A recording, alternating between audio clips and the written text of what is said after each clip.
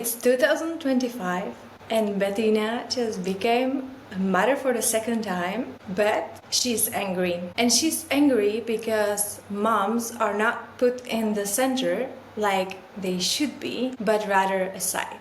That's the topic of today's podcast of Soul Talks with Misha, the podcast about spirituality, conscious living, all of that blended into the modern life. And if you are a woman who is seeking for balance, for having it all, and someone who doesn't want to choose between one or the other, but really wants to have it all, family, career, time for yourself, then you're in the right space. I'm your host for today. I'm Misha, and I'm an energy coach and sound healer. And today I have Bettina here with me. Bettina is a conscious entrepreneur.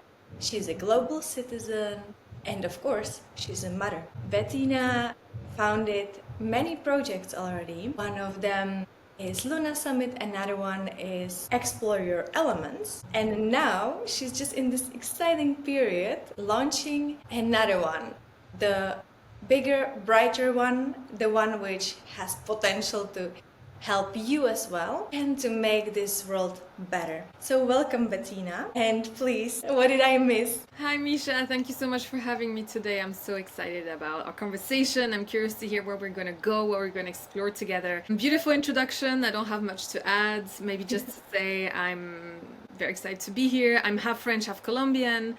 I'm married to my Czech husband. We live in the Czech Republic.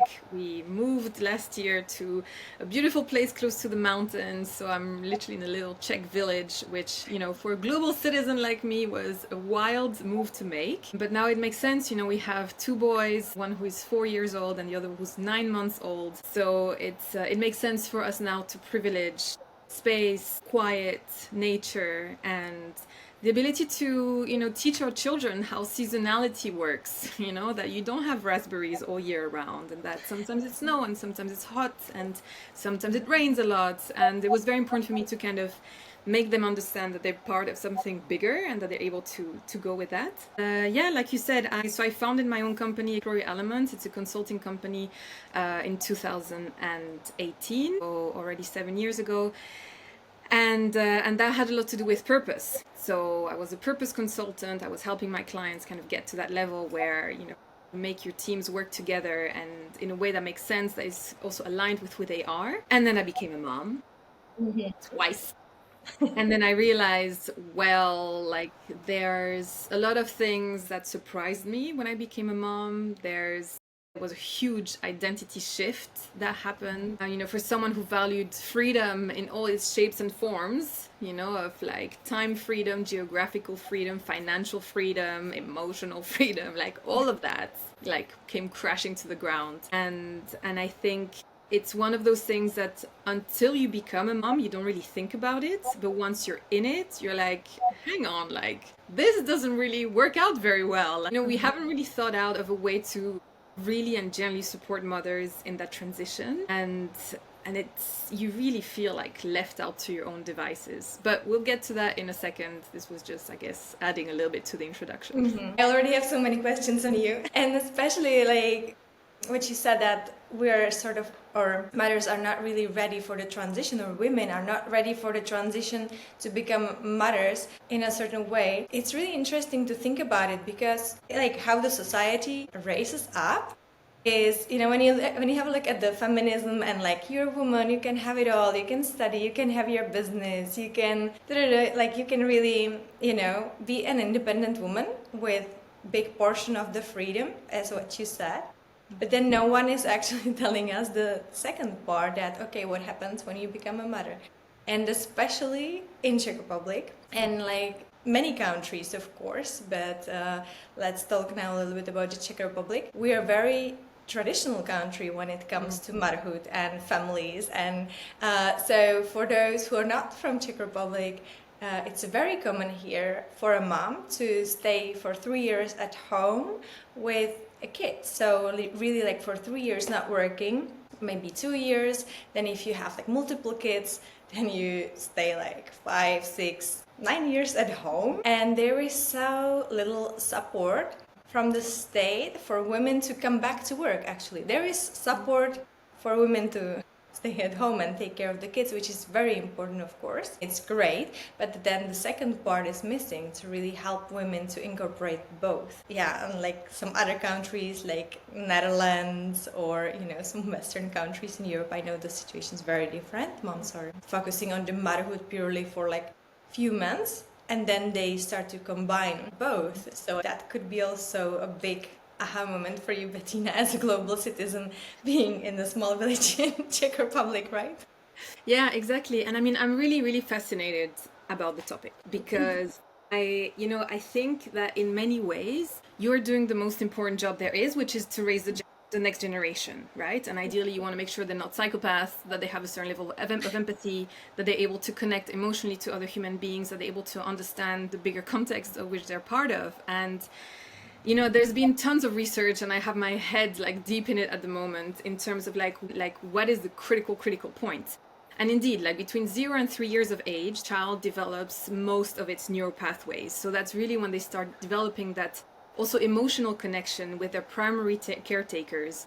And often, and definitely like you said, in the Czech Republic, it's the mom, like you're the one who's there and you're the one who's providing that space. And it's so important for you to be there, to be able to create that bond. And of course, there's subtleties to this. Like, I don't want to start raising eyebrows in our audience, but like, it doesn't mean you have to be there alone with them 24/7, because that's also not sustainable. I think it's perfect recipe to drive you crazy, I must say. Like, I love my children, but there's a time when you need a break. And I think there is really the importance of the village that you need. And that's one of the things that surprised me when I moved to Czechia, is that concept of like, okay, the government financially supports you to take up to 3 years off, because then from 3 years onwards, your child can go to daycare that's paid for. So then the state provides that, which of course is amazing, and not everywhere you can find that. So that's fantastic. Also keeping in mind, that connection with the mother, or the parents, it depends who takes that role, but 9 times out of 10 it is the mom. So there's that, but when you look at it a bit from the distance, you're like, okay, but it's still the mom that's taking the hit over and over again with every child. Like you said, if you have 2 children, often then it's 6 years out of work. If you have 3 children, 9 years out of work, sometimes a decade, and in today's market, within 5 years, your skills become irrelevant. Like, you have to update them. It's even worse with tech skills. If you work with AI, marketing, all these things, that's 3 years. So with 1 child, you're out of work for 3 years, you come back and you feel like a grandma trying to catching up with all the new things that have come, all the new tools that are being used. And it takes a huge blow. And that's also something that I noticed with my circle of moms here in Czechia, the fact that there is that notion of, there is that fear, they've lost confidence, they feel irrelevant, so they also don't necessarily vouch for themselves or, articulate exactly what they want and how they want to do it. So they're a bit like, well, I've been away from 3 years, I need to catch up. Like, no, like that's, first of all, that's unfair. And second of all, I think there's also that dimension of like, but you know what? I've been working for free for this society to raise the next generation for 3 years. Like, okay, so fine. And then the government provides, of course, some help. In Czechia, it's 300,000 crowns for 3 years. So in euros, that's around 14,000 euros. If you break it down per month, that's around 300 euros, which, of course, is great. Something is better than nothing. But of course, it's not a salary. I know it's not supposed to be a salary, but as someone who used to earn good money, then you're like, what? Like, I'm making like 30 euros a week? Like, what? So there's also all of that, the fact that I'm going to speak for myself now. Like, I was this strong entrepreneurial woman. Like, I was traveling around the world. I was making really good money. And, and then all of a sudden you're like, shit, now I have to live from my savings for an indefinite amount of time because there is no structure around me. And of course, like, I'm also an expat woman, so I don't have my family close by. The family of my husband lives in the city, so they're already like an hour and a half away, so it's not like I can just drop them off, on for the afternoon. And they work as well. This is also another reality of our societies, that people have to work longer. So you're like, okay, what do I do then? So I think there's a lot of dimensions in there that are super interesting and fascinating. And so I think that's why I work with expat women specifically. So it's my prime audience is like women who live outside of their countries, far from their families, who have small children, and who are trying to make it work. Because especially if you're dealing with a language that's not your own, like my Czech now is okay, but it's not like I can have like a lengthy conversation and really explain the subtleties of what I'm dealing with. Like it's quite basic still. And I find it super interesting how you're there, and there's a bit of that mom guilt in terms of like, yes, I love my children. Yes, I love spending time with them. Of course, I love like seeing how they grow and seeing the world through their eyes. But on the other hand, I'm also like, I was also a person before all of this happened. I also had my own dreams, my own ambitions, things I wanted to do with my time. And all of that from one day to the next was gone. And I think there's also the idea of it's so dependent on your partner as well, like what kind of work they do. Because I know, of course, if women are married to someone who's self-employed or an entrepreneur like me and has more flexibility time-wise and location-wise, they can be at home more, they can be there for you more. If you have a partner who does office work, there's a lot of remote like possibilities, flexible work, la la la.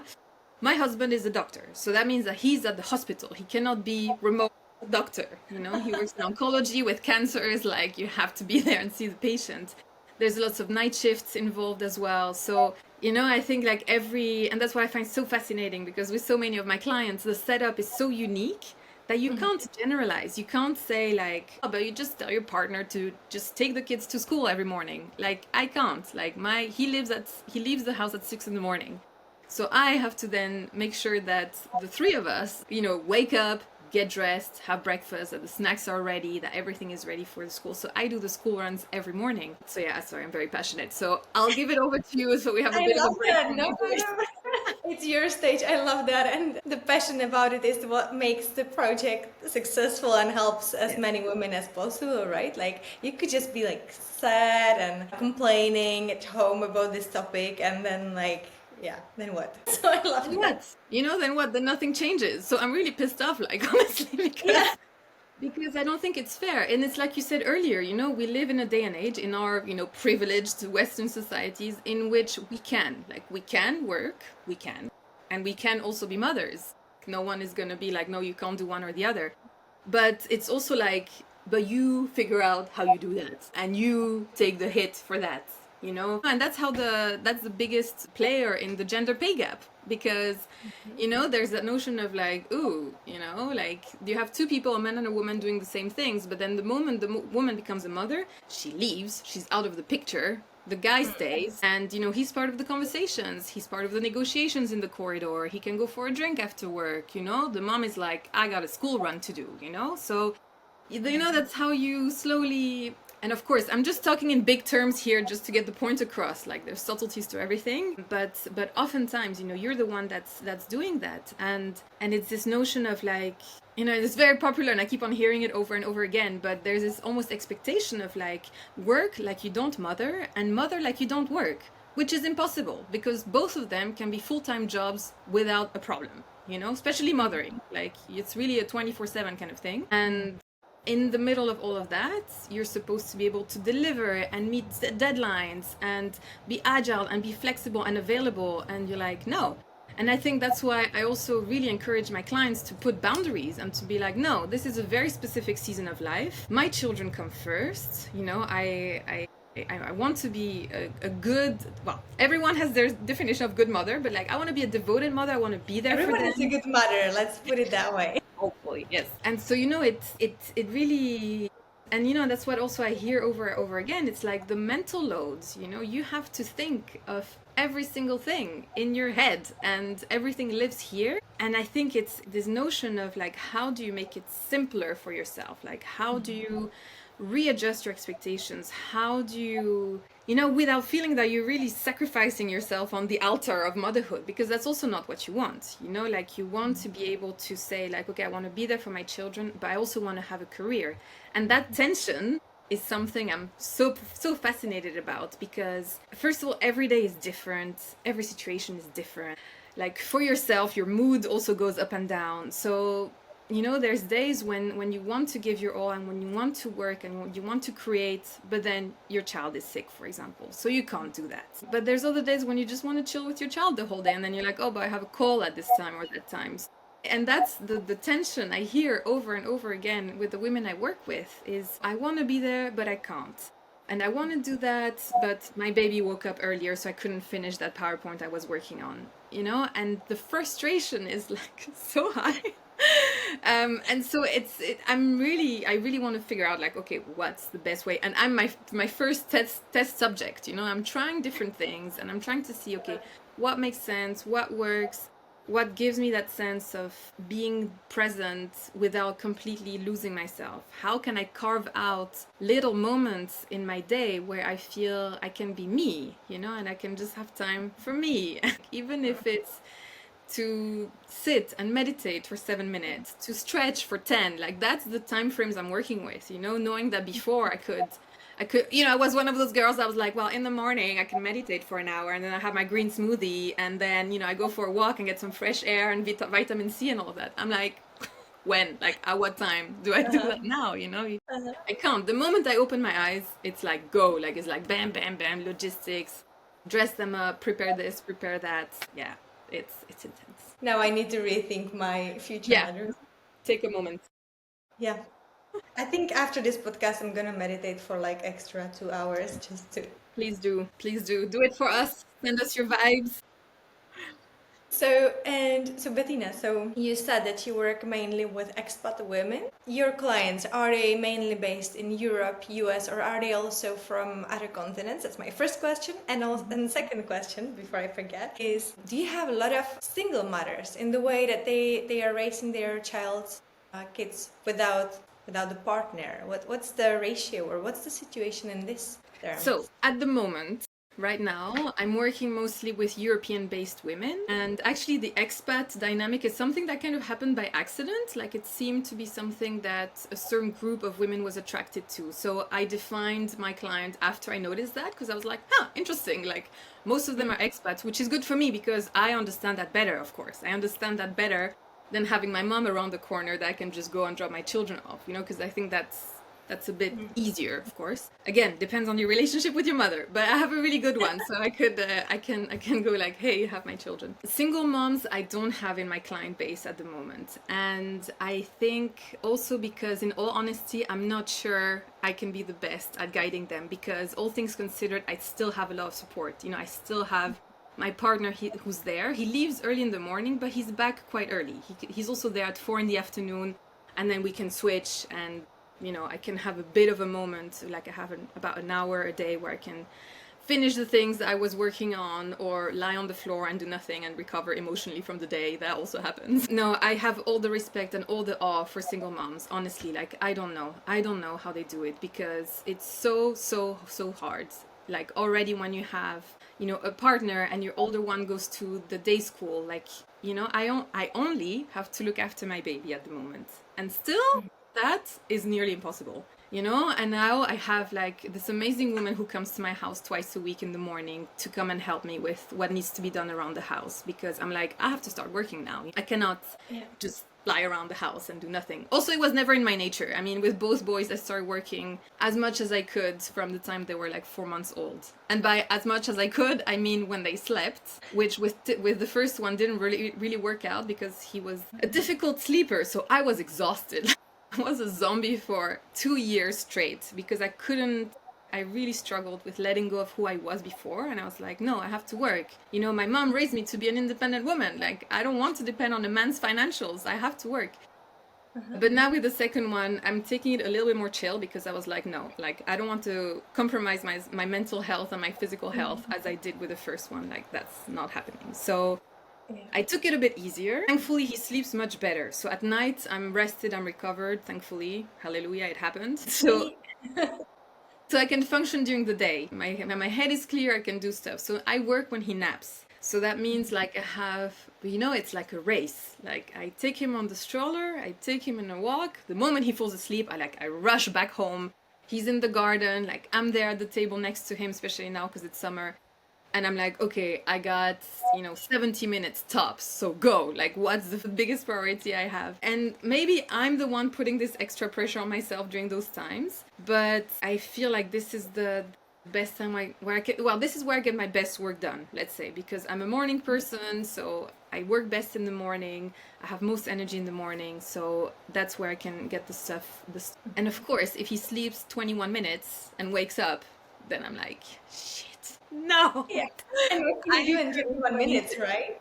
Yes. So that can be a bit hard sometimes. Hence why I asked now this incredible lady to come and to be, so that I know at least 2 times a week I have like some time. I have an hour and a half, I have 2 hours. Yes, that I can work, because otherwise I was going crazy, And I remember actually telling my husband, like I was jealous of him. I was like, I'm jealous of you because I think I got it all wrong. Like I was signing up to be a father, quite frankly, not a mother. I wish I had 8 hours of uninterrupted work and then come home and play with my children and la la la. And he says it's unfair that I say that. I know, and I know he's right. And of course, it's beautiful to be a mother, and that's something I think we're going to go into in a moment as well, like what it meant for me when I became a mom. But it's also the hardest job in the world, and I don't think people know until you have one close by. Like my sister told me the other day, she was like, I thought it was a breeze until I saw you became a mom. And I was around my nephews all the time, and I was like, oh, that is quite intense actually. It's not like you can have your 2-year-old crawl around and you read a book. Like, no, that just doesn't happen like that. They, first of all, because they're... I still imagine that. You're taking my illusions away now. Yes, they're very cute, but it's intense work. They're discovering the world, so they don't know what's dangerous and what's not. Like my baby loves to throw himself head first towards the staircase, so you have to be there. Like you have to be like so on it. So that's why I got into audiobooks and audio things, and my course is also audio, because then you have it in your ears and you can have your eyes on your child.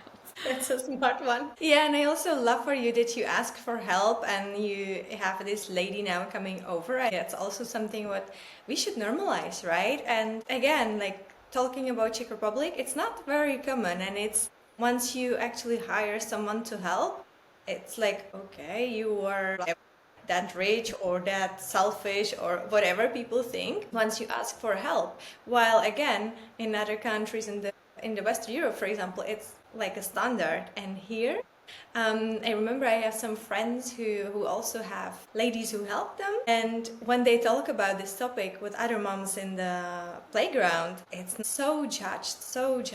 So that's also a bit strange to me, that like mothers should support mothers and women should support women, and we all should actually support each other in asking for help. So I'm grateful for you that you did and you asked, and let this be a motivation for other women actually anywhere around the world. Just ask for help and save your mental health, because like it's not only about combining career and motherhood, but you also want to have at least 5 minutes for yourself only, right? Or actually maybe longer, but at least something to meditate or just to lay down on the floor and just be, because you also don't want to lose yourself, right? So it has like 3 layers, like motherhood, career, but also you as a person.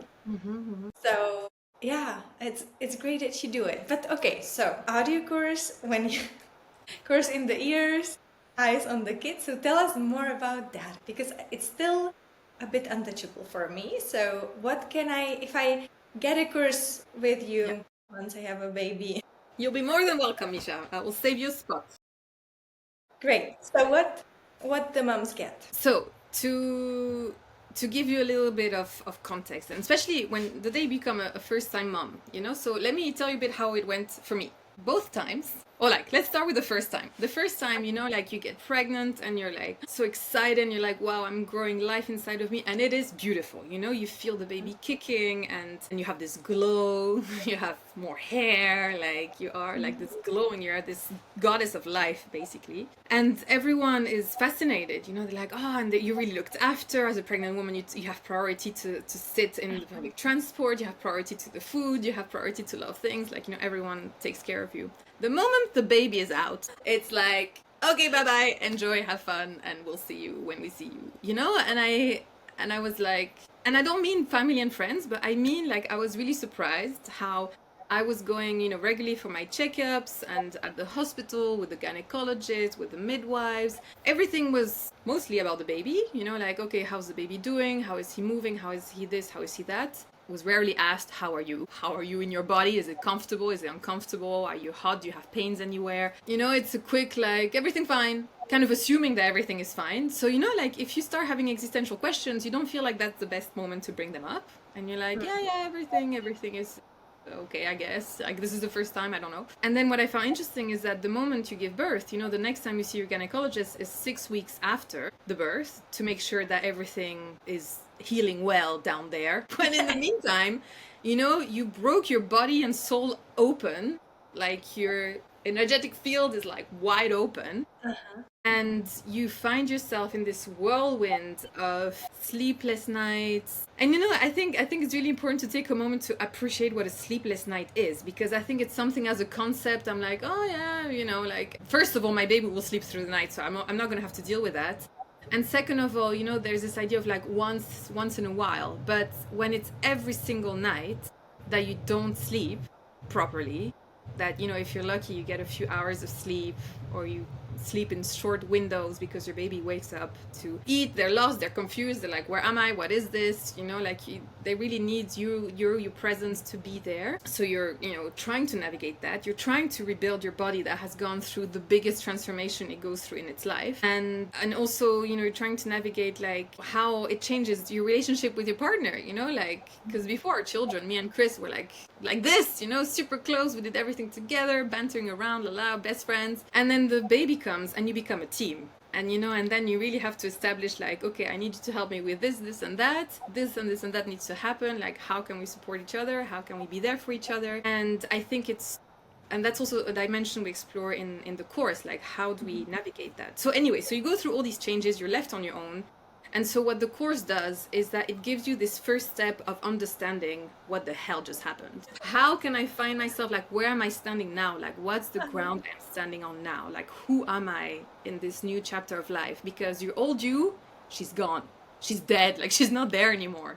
I say that it's a bit extreme. Like, I used to be a traveler and she's still there. Like, the traveler in me is still there, but I could never do it again to the extent that I was doing it before. So I think there's so many things happen when your child gets born. Of course, the birth of your child, but there's also the birth of you as a mother and the death of you as a non-mother, like as a wild spirit that you were before, and whoever you were before, that identity is gone. So you're grieving that. And so the course gives you a space to kind of sit down for a moment, catch your breath, do something that's just for you, that you don't have to think about the next diaper, you don't have to think about the next meal, you don't have to think about your next shower. Like, for a moment, you're just like, okay, like, where am I? What's my foundation? And so because my first company was called Explore Your Elements, and so the 4 elements were always the framework I used for every session that I did with my team, it was very successful because people get it, they understand, like, earth is your foundation. Fire is what fuels you and what burns you. Air is what inspires you. And then water is how you get in the flow, knowing all that information. So, you know, like, people get it. They're like, okay, those elements make sense. And I love working with the elements. I'm a big nature girl. I'm like, this makes sense. Like, this is something I want to infuse into the course I do with mothers. And so that's what we do. You know, we go through the exploration of the elements with the moms. We're like, okay, where do you stand now? Like, who have you become? What has changed? What do you want to bring forward in your raising of your children that you have inherited? Because, you know, we don't exist in a vacuum. Like, we come down from a line of our family, of ancestry, like, you know, there's people that had to do a really hard work for us to be here today. So how do you honor that? What do you want to keep? What do you want to not keep? Like, are there things that you want to heal in your relationship with your mother or your father? Like, is there something that needs to be appeased for you to be able to step into that role with confidence. And what do you want to keep from your old self? You know, like what is really important for you to keep, because you can't keep everything. To be realistic, like, okay, what's the most important thing for me that I want to keep now? And so we do that exploration. And so the format is that over the course of 4 weeks, once a week, you receive a 20-minute audio you listen to. So it's me, my voice, like telling you, like kind of accompanying you in this journey, you know, and I say, I'm not the expert, I'm not a guru, like I'm here with you, like I'm in the trenches with you. So let's figure this out together. Let's see what resonates the most with you. Let's see what helps you the most at this stage of life and at this season of life, because that's something that really helped me as well, was to understand the seasonality of it. Like, I know that sometimes it feels like, oh my God, is this gonna be like this forever? Am I never gonna have my life back, basically? And it's not about that. It's about like integrating all those beautiful parts that came together. It projects you into this new way to live. And motherhood is also so expansive, you know, like it just takes all of you to the next level, and it teaches you about intentionality and about asking for help, like you say, you know, like I used to be Miss Independent, now I miss, actually, can you give me a hand, because I cannot do everything myself. So it humbles you, and I think it teaches you, like it's really this mirror that's like, okay, what's important, what do you value, what do you want to communicate, how do you want to show up to the world, because that's the example you give to your children. Like, they don't listen to what you do, they see what you do.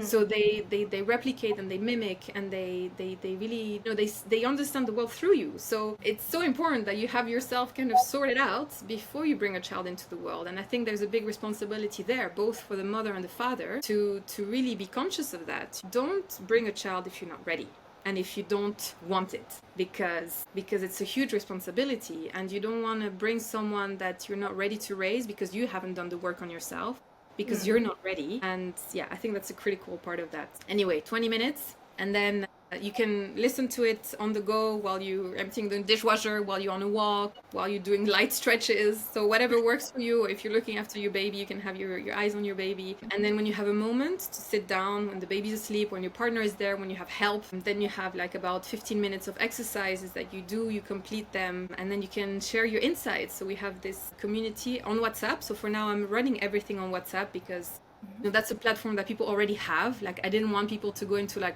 another app that I have to install, another thing I have to log into. Same issue here, yeah. Yeah, I was like, okay, what's the simplest way I can do it, for both for my clients and for me? Like, what's the easiest and simplest way? Because I also don't have time. Like, I don't have like the 24 hours of the day to like, you know, start this whole course on Kajabi, which was one of the platforms I looked at, and like, I don't have time. So what is the best, most authentic way that I can do it and reach my clients, and where they can find things on something they already use? So you get it on WhatsApp, you're part of a WhatsApp community, and so you see that. And I keep the group small, so it's 10 to 12 women who do it together at the same time, and you have that accompaniment, and then you're like, oh, I'm not alone. You know, this is something that other women experience, other women go through, and that's something that we wanna keep doing together, like, and exchanging together. And it makes you realize, I'm not alone. It's not me. I'm not crazy, like, and I'm not asking too much again. You know, like you said, like I want help, like, so now I ask for help and I hire help. Of course, I'm in the privileged position that I can hire help, and I think it's also about making conscious decisions. You know, she comes to my house, she helps me with cooking, cleaning, and the baby, but for the month, or it's been a few months actually, I don't buy new clothes. You know, like, I don't buy new bags or nice sun hats or new bikinis. Like, I don't do that. I'm like, no, this will wait. For now, what's most important is that I have me time, I can work, I can serve the women I work with, and that's what matters the most right now. The material stuff, I'll reward myself later when I have time, when I can enjoy that, because also it doesn't make sense, you know, I'm covered in like food the whole day, because yeah, I have 2 boys and they climb on me and they're all over the place. So I'm like, why would I buy nice stuff? So yeah, that's a bit where we are, and that's a bit how the course helps. Yeah, I love it. I love it already from what you said, because especially what I like about it, being part of the community, right? Because it's so important. We often feel so lonely, so alone. So being not part of a community is actually one of the main root causes of depression in today's society. Yeah. So it's, just ask for help, be part of the community. For me, it was also a topic of this year. I finally found my community, but it was my goal for 2025 to find my tribe because I felt so lonely in the things which I'm doing. So it's amazing. And so Bettina, that's about the course. And is there something more what you want to say about like motherhood as the portal for the changes? Did it deepen your spiritual journey or how you basically see the world from the, because you were talking a bit about the ancestors and like you open your energy field up. So did something happen there on that sphere of your life as well through giving the birth? Yes, very much So so. what? So what? Oh my God. So I think birth itself can be and should be the most sacred ritual that I have been through in my life, because I see it more as a physical act of birthing a little human. I see it as an act of you literally leaving your body. You go to the stars, you collect the soul of your baby, and you come back. Like, that's how it feels like. And if you talk to women who give birth, you'll hear this story somehow coming back over and over again. So I think there's an element to that. And also birth has done for me is really, it has allowed me to go back into my femininity. Like, it really made me appreciate how incredibly powerful and strong the feminine is. Because I think I grew up with this crooked idea of, well, what our patriarchal society shows us, like, woman is weak. We must tell woman what to do. She doesn't know what to do. She doesn't know what to do with her body, with her mind, with this, with that. And you grew up with this idea of like, oh, it's, of course boys know best, or of course, like, oh, I'm bad at math. I'm bad with numbers. Therefore, I don't understand this. And therefore, who am I to say anything about this? And it's so nice today to see girls really just saying that, no, that's bullshit. And here's what I think, But I remember, actively thinking like, oh, it's so easy to be a man. Like, it's so nice. It must be so nice to be a man, because then you go into the world and you do whatever, and it looked easier, especially like I love traveling. So I spend a lot of my time in my life traveling. And yeah, and the reality is that there's a big safety aspect. You're far more on the lookout of like, am I alone here? Who else is here? Who could be a threat to my safety? Like, you're far more aware of that. Whereas if you have that conversation with boys who travel alone, they're like, oh, it's fine, I'm going around, nothing ever happened to me, Whereas when you talk with girls, they're on it, they're actually keeping an eye for things.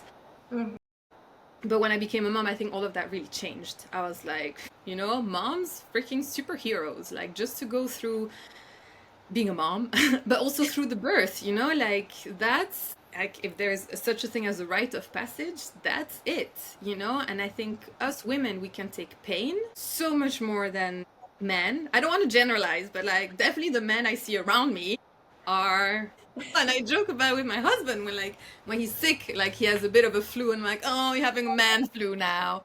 Poor white privileged boy.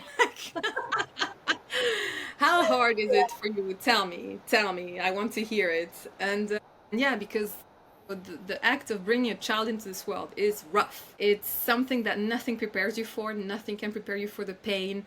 Nothing can prepare you for the journey that you go on to birth your child. And the first time I gave birth in a hospital, so that was, I feel, a bit taken away from me. I really did not like the hospital experience. I think I felt, yeah, overpowered. Like, I felt like it was taken from me, I was told what to do. I was like, okay, my only thing is that my worst case scenario, I give birth on my back with my legs wide and a bright light above my head and doctors around me. And that's exactly how I gave birth.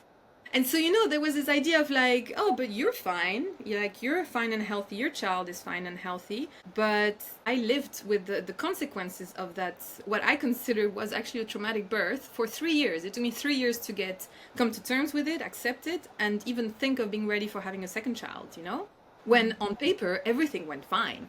Whereas actually what happened is that, and I felt it, Misha, I felt it the moment I stepped into the hospital. I was like, I don't want to be here to give birth. My body does not want to be here. I could feel myself tensing up. I was like, I don't feel safe here. It was not a trust issue. It was really a safety issue. I don't feel safe here. But I had no plan B. So I had to give birth in the hospital. But the second time around, I was like, to my husband, I was like, I will give birth at home. Yes or yes. Like, that's the only way. Of course, if there's complications, we go to the hospital. But I want to, I know I can. And I know I had a good pregnancy, I'm healthy, I'm strong, la la la, like I want to give a strong shot at giving birth at home. So yeah, and to my gynecologist, which I really appreciate her, because I know in Czechia it's really frowned upon, is a delicate way to put it, to give birth at home. Yeah. But she was really supportive. She was like, you sound like you know what you want, because, this is how I talk. Like, so I'm very like, I want this. I want to make it happen. It's important for me. Like, I want to be in my process. Like, I want to be in my bubble. Like, this is my birth bubble. It's me, my baby happening. Like, no one else. I don't want anyone else. I don't need anyone else. Like, I want to do it myself. But so That I did agree. independent woman again. Yeah. So that's and so, but she said, but like you should have. It's good to have a midwife there just in case. La la la. Like, Bettina, I know you're really confident, but you're not a doctor. Like, if something happens, la la la. In my head, I was like, okay, fine. And also, because here's the thing. Of course, it's my experience. I'm bringing the baby to the world, but I also have my partner, his father, who's a doctor and who was raised, I don't want to say brainwashed, but really educated into the fact that birth is dangerous, Transition. and that terrible things can happen. And of course, like, he knows the bad things that can happen, because that's what they learn at school. That's what they learn at medical school. Like, this and this and this can go terribly wrong. So he approached his birth in a very medical way, in the sense of, I know what could go wrong, and I would never forgive myself if anything happens to you or the baby. But because I don't have any medical background, just like pure intuition and energy, then I'm like, no, like, I know it will be fine. Like, I just know it so deep in my bones that it will be fine. But I did agree to have a midwife to be there, but I was like, as long as she's, and we talked about with her, and I was like, I just want you sitting in the corner, just looking from afar. And she was like, okay, that's fine. I'm just there to make sure everything is okay. If something happens, I have oxygen with me, I have this, I have that. Like, worst case, I think it helped him as well, because I wanted him there, of course. I want him to be there in the birth of his child. Long story short, I gave birth in my bedroom with me and my husband. It went so well. I was so happy. And it was so smooth that actually the midwife didn't make it on time. So it was just me and my husband in the room, which was amazing. I was so happy about it. So, so happy. Anyway, so all of that said, that second birth, I think, really set the scene for the postpartum, because I also knew now how rough postpartum is. And I was like, I want help. So I want my mom to be there. So she came and she was with us for 6 weeks postpartum, and that made the whole difference. I had home cooked meals. She was there to be with my eldest. Chris, of course, is Czechia, so he had 2 weeks. So nice. That's a nice gesture. Thank you. But from the government to give them 2 weeks to the fathers, but it's nothing. It's peanuts. Like, 2 weeks, like, you're still in bed, you're still bleeding, you're still, broken. Like, anyway, that's another topic. But yeah, so it was really nice to have her there and to feel so held, because I think when you're mothering someone, especially in those very delicate first weeks, you need to be mothered. Someone needs to take care of you. Someone needs to be there to feed you, to help you change the bed sheets once in a while, to give you 10 minutes to go shower. And I felt good and safe with my mom. For different women, it can be someone else. It can be a sister, an aunt, a friend, like whoever. But again, it's in this notion of asking for help. You don't have to do it alone. We never did it alone until we became, our westernized, like, isolated, everyone in their house societies. Before, everyone was involved. Like, you had support. And there's this amazing book. It's called Hunt, Gather, Parent. I highly recommend it. And it's about this idea of, like, it's never been harder to be a parent. It's never been harder to be a mom, because you don't have that village, because we live in our houses and you have the whole weight of what used to be held by a village, held by 2 people. And it's impossible. And it's, I think that also is a big component in what drives us, not crazy, but like stressed, anxious, overwhelmed, because you have to deal with everything all the time. And it's hard. Yeah. And so it's not only 2 people, right? It can be like 1.5 even when your husband is at work. So it's like 2 people for 2 weeks. And then, so the conclusion of this is really to stand in your power, which is hard after giving birth, right? But like, trust yourself, trust your intuition, keep your borders. And yes, that's also something what you help with in the course, right? To for the women, so they still have their own power and they don't lose it. Of course, it transforms from everything what you've explained. Like, it's a huge transformation, but then the power is still there, and it's even bigger actually, and the Yeah, feminine goddess is like born. completely. And so we should not let the society and everyone around us to just, diminish the light. So rather, from what I understand, your project is about keeping the light of those mothers and goddess. Absolutely. Like, you Yeah. shouldn't let anyone tell you that you're anything else than what you are. And honestly, and I hear this a lot as well, is that if you can give birth to a child, you can do anything, quite frankly. So that has really changed my mindset of like, I can do anything. From here on, anything is easier. Anything at all. So I think it's important for us to take that confidence, and to be like, I managed to get this child out of my body. So, we're both here and we're both alive. That's already a miracle. Like, you already accomplished a miracle. It changes your perspective so much, like so much. Because I think that's also something you start realizing, that you're like, hang on, like, we live in a world built by men for men, in essence. Like, the way the day is structured, what's expected from you, like what you achieve in your life. Because I went to this amazing conference last year in Morocco, in Tangier, and full of like high achievers, like super interesting people. And I remember I had this super lengthy conversation with this man who was sitting next to me at dinner, and he was telling me about all the things he had done and accomplished, like super interesting man. Bit of mansplaining, I must say, but anyway, I was listening, it was interesting. And at some point I asked him, well, that's, If he listens to this podcast. yes, I hope he listens to this. And sir, let me tell you.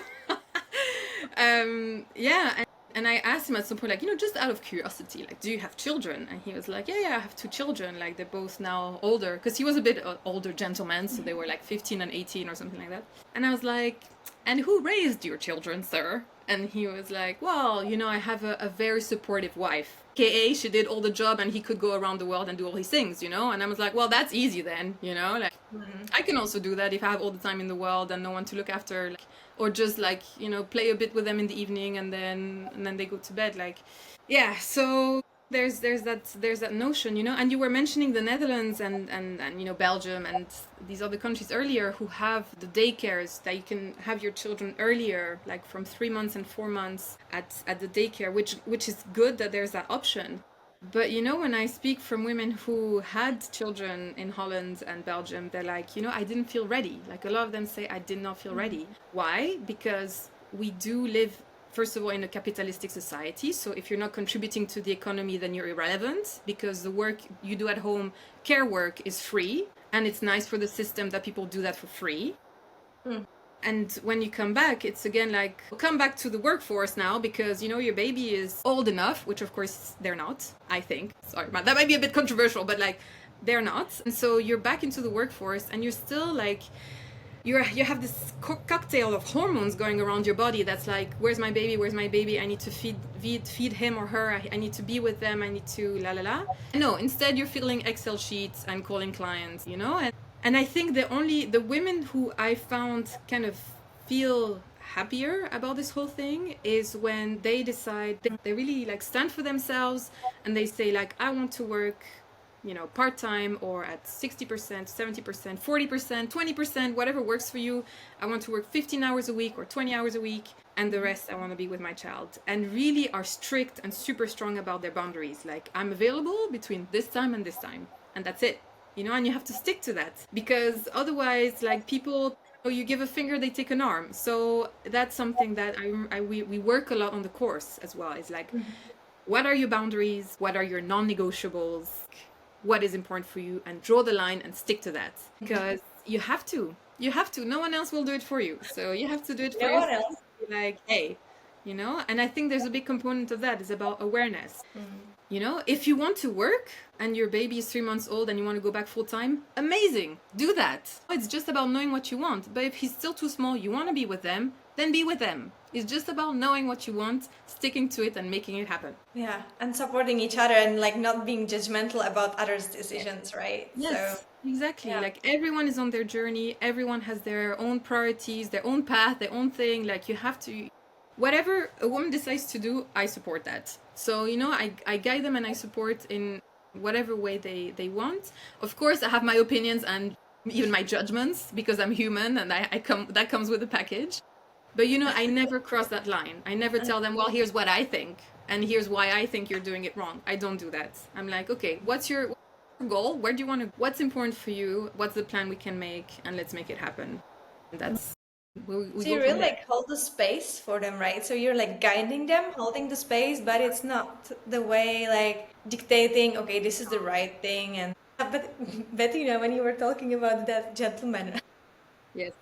I just thought about because recently uh, I met quite a lot of men who are divorced and they are having like partial daycare of kids. I'm not really sure about Yeah. the English word, right? But like basically, so for a few days of the week, they are taking care of their kids on their own, right? So Oh, without nice. the mother. And I can tell you, it's quite an interesting sample of men to observe Mhm. because they admit that it's really hard work. And I can see the pattern that as soon as they're with the kid and they have these 3 4 days when they are with the kid, and I've seen really different age of the kids with these men, like from 3 till 15, let's say. So really like a big scale. I have telling you big sample, and they are just not available when they are with that kid during those 3 4 5 days. They are not available. It's just like them and the kid because it's such hard work. And I realized only then they admit actually what it is to take care of the kid. Usually, yeah, actually all of them who I know, they work as well. So they work, they take care of the kid, and that's it. Then they sleep, and then they survive. Yeah. And then they know. And that's a Yeah. great deal for the moms because they're like, you enjoy that, see how it goes, you know? Yeah, exactly, exactly. So, of course, well, there is no right or wrong. The ideal scenario is when the parents are together and they are a team and they are supporting each other. But of course, if the partnership doesn't really work, then it's better to separate and split and also take care of the kids like separately, right? It's definitely healthier in my view. But yeah, this is a good exercise for some men, and from the as soon as it's possible, just to let the men to take care of the babies and kids for like 1 day 2 days, as the kids grow. Okay, maybe not every week, maybe it's not possible, but for like holidays or weekends, and just Yeah. give the kids to the And men, and then they realize, okay, it's hard work, and then they also appreciate differently. no, totally. And I think, Misha, you have a really good point because what's interesting is that at first, when the baby is born, like, of course, they're more attached to the mother. You know, they just spent 9 months growing inside of her. They hear her voice. They're so fine tuned to the mother, like on a physical and I think energetical level, you know? So there's that proximity, there's that bond that's incredibly, incredibly strong. And and I could see with my own children, like, and definitely with the eldest, at first he was super attached to me, but then it changes. Like when they're around 3, then it starts changing. Like they want to play more. So fascinating research, I'll just tell it quickly, but like you're the Who is more oxytocin fun? level of the mom raises when she's caring for her child, when she's like holding him, when she's like providing that safe space. And same for the child, like their oxytocin levels both raise when they're in that safety, like I come to you for safety. And when it's with the father, it raises when they play. So the oxytocin of the father and the child rise when they play. And so around the time when they're 3 and they're far more in playing mode and they want to go out and whatever. I have sons, so I only know like kicking balls and stuff like that. So they go outside and they play in the garden, and then that's when you see like, okay, there's a natural transition that happens towards the father anyway. But the problem is that because the default was you for the first 3 years, let's say, then in the dynamic, that's what's unofficially established of like, of course, you as the mom, you're the prime caretaker, and I'm there when needed and to help you, when no, it's like you don't have to help me, like this is your child as much as it's mine. But Yeah. and so I think there has to be a really awareness in that time of transition, and really talk about it with the partner and go like, hey, I can be a bit more hands off now because he's not breastfeeding anymore. He's now able to run, and he's not super dangerous to himself as he was for the first 3 years. So you can, it's far easier to now go like, here's your child, like also spend time with them. And it's super important because they also have to develop a bond, because when I'm there, I'm in the way. So I think it's also super nice for me to just not be involved at all, not be there in the activities that they do together. And I can really start noticing the difference that played in their relationship. So mothers out there who are listening to us, make it happen. Like you have to send your child alone with the father. I know it's not easy sometimes, and you're probably thinking, oh, they're going to forget their jacket or to hydrate us. Believe me, that's my fear all the time, and I know he's cold and dehydrated by default because Chris is also terrible at hydrating himself. So it happens. Again, like that's what's so good about having those two different roles in a child's life, because I always thought I was going to be a super chill out mom, like do whatever you want kind of thing. No, I'm paranoid, and I'm really there like, are you cold? Are you hot? Do you need to drink something? Actually, I don't even ask them. I'm like, I put the bottle in his mouth. I'm like, drink something. You know? So whereas my husband, of course, is far more chill about it. He doesn't give him anything to drink for hours. Like he's in a t-shirt and it's 10 degrees outside. It's good, you know, then the child learns about resilience. They learn that it's better that they feel the cold than to be slightly too warm all the time, you know? So that's so good. And I know it, rationally I know it, but even sometimes I'm like, his jacket, his hat. Hydrate. Yeah, that's true. And I loved what you said. Like it's your child, it's their child as well, right? It's not just like your child. So it's like 50-50. So, Yeah, and you know, that's the thing. Like, we literally had a sit down with Christian, and he's amazing. Like, I, you know, throw flowers at him all the time because he's really great. I'm really lucky. He's amazing. He really shows up. He does everything that he can, despite, you know, having also a very stressful job at the hospital. Like, you know, I have to give credit where credit is given. He's fantastic. And we did say, you know, like before our first son was born, we're like, we're going to do this 50-50. That's, you know, that's how it's going to be in our household. But the truth is, no matter what, even with the best intentions, it's never 50-50. Just it doesn't work like that. So you have to be, again, clear and communicate. And I know it's strange sometimes, but sometimes you really have to sit down and treat this like a team meeting and like, okay, I take these responsibilities on my plate. You take those on your plate. Here are the deadlines.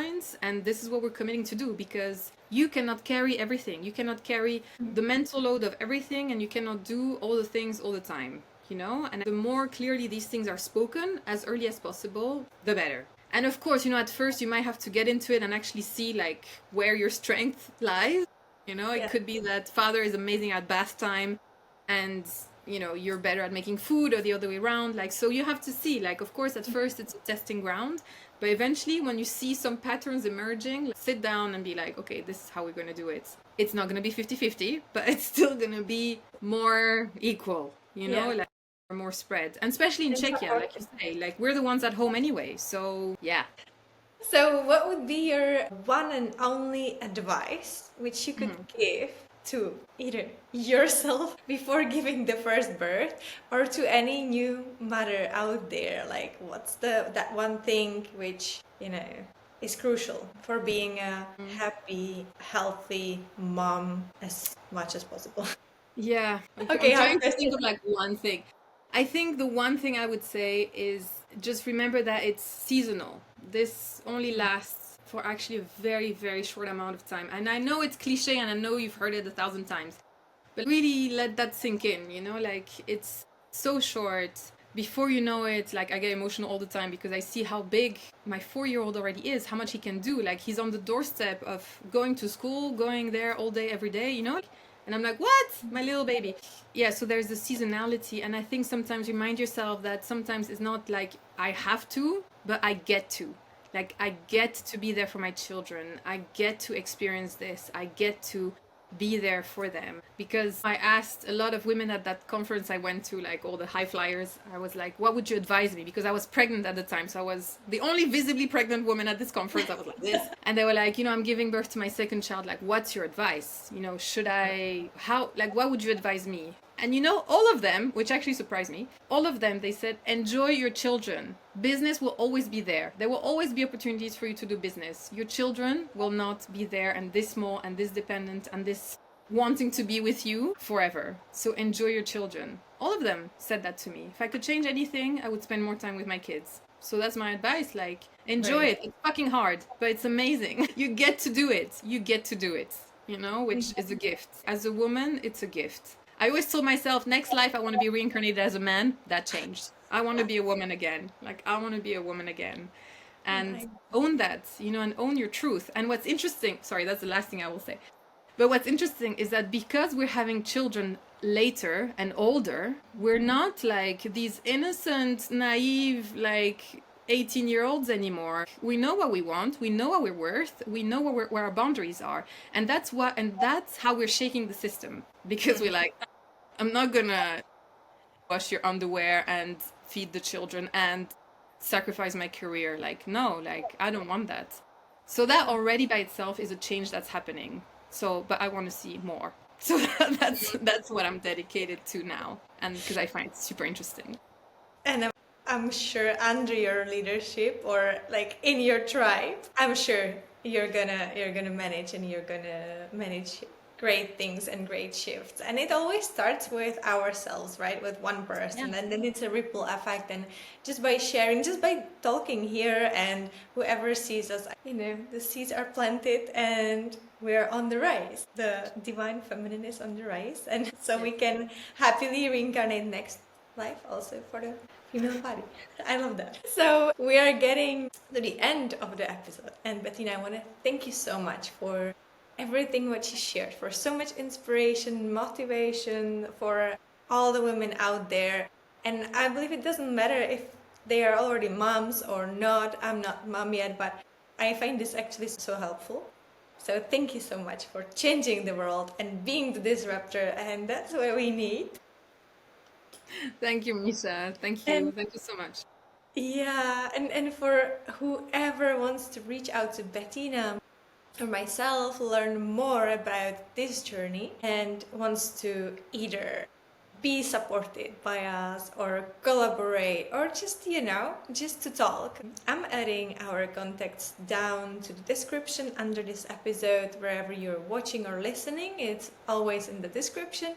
You'll find mainly Bettina's LinkedIn there, so you can reach out there. And we have a huge gift and surprise for you as well, because there will be a gift. Bettina, tell us more about it. Yes, so I created this short audio script for setting boundaries. So for today's talk with Misha, we decided we would gift it to you. If that's something you would be interested in, we'll make sure to provide you with the access and the links, and hope that you enjoy it. Yep. And let us know what shifted. Okay, so thank you so much, you, Bettina, everyone out there who's listening, for your time. And you know where to find us. Thank you so much, and take care. Thank you. Bye.